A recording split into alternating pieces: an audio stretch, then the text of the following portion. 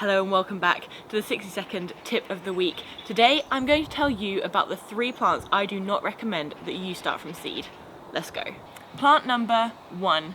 Any kind of woody herb such as bay leaf, thyme, and even rosemary. The reason being, these seeds can often be really finicky to start off. You get thousands of seeds in a seed packet, which if they all germinated, you would never need.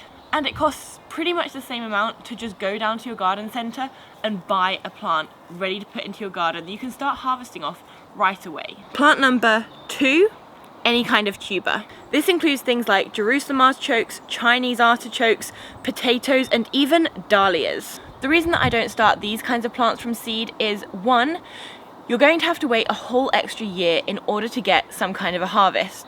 And 2, the tubers are usually much more available. Number 3, most soft fruits like this black currant, which is currently dormant for the winter. This includes things like raspberries, blueberries, black currants, gooseberries. They're going to take a whole lot longer to start from seed, and the seed isn't going to produce true to type, so you don't know if it's even going to taste as good as the mother plant.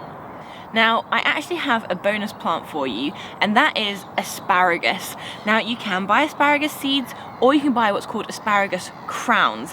These get you an extra year's head start on the season, and with something like asparagus that can take 2 to 3 years for you to start getting decent harvest from it, it's way more worth it to just buy the crowns. I hope you found this video helpful. Don't forget to hit subscribe and give this video a thumbs up. See you in the next one. Bye!